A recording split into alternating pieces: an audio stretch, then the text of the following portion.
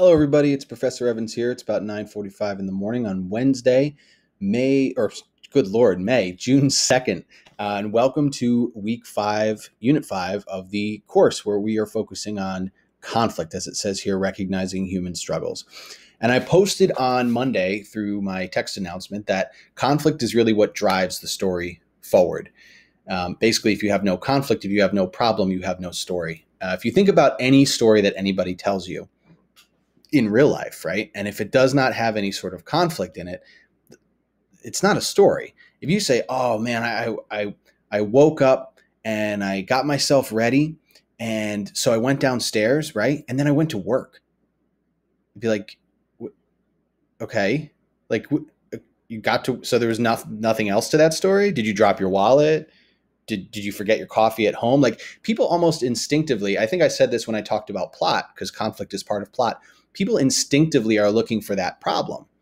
I think that's why a lot of people think that certain movies or TV shows are boring, maybe because it takes a long time to get to that. But anyhow, I don't want to go down too far of a rabbit hole here. Okay, let's talk about your discussion board for this week. You guys are reading taking a look at 3 awesome pieces of text. You've got Shirley Jackson's The Lottery, which is one of those life-changing short stories for me.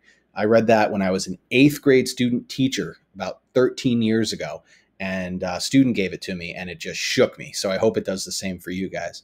Philip K. Dick's The Hanging Stranger, which is an awesome dystopian story, and then you have Margaret Atwood's Handmaid's Tale. That name escaped me for a second, which it shouldn't because it's a popular series now and everything.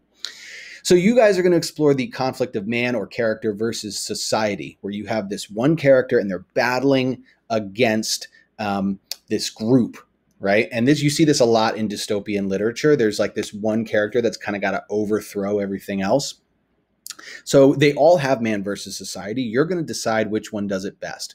In 1 to 2 paragraphs, you're going to argue which of these texts best show this character up against a group, up against a society, and how. So you have to use some text evidence.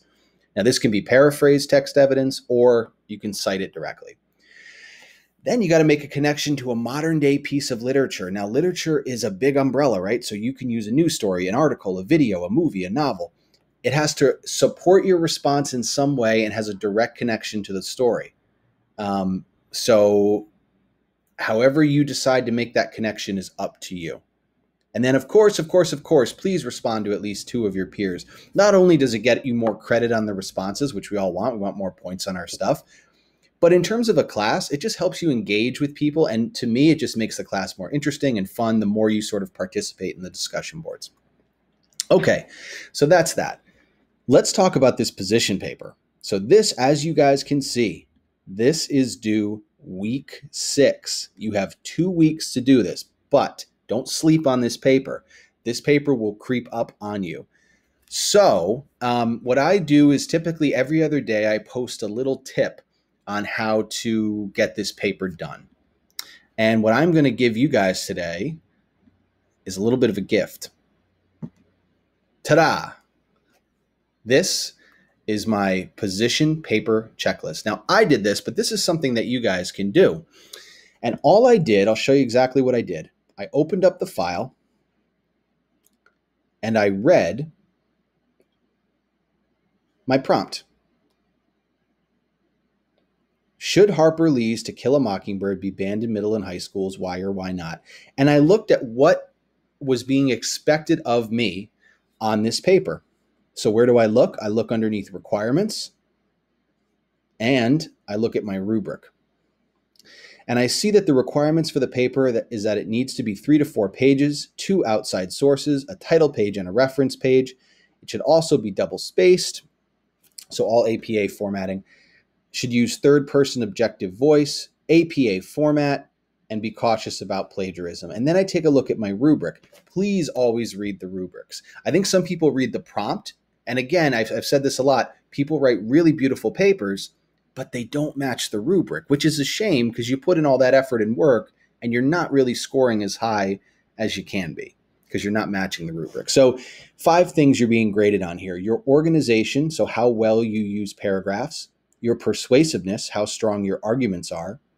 Your evidence and support, how well is your evidence from outside sources put into your paper? How well does it help defend your arguments? Your APA format and your grammar and mechanics. Okay, so I read through and I created this. Now I'm going to download this, and it should be available for download for you guys on my announcement today. And all I did was I created a checklist. And a checklist can be very effective to make sure you're doing everything that you need to do. And I just added some stuff from the requirements, and I left another space, and you guys can add your own stuff to this too. Is my paper 3 to 4 pages? So when I get ready to turn this thing in, if it's not, I'm typing no, and I'm typing a note to myself.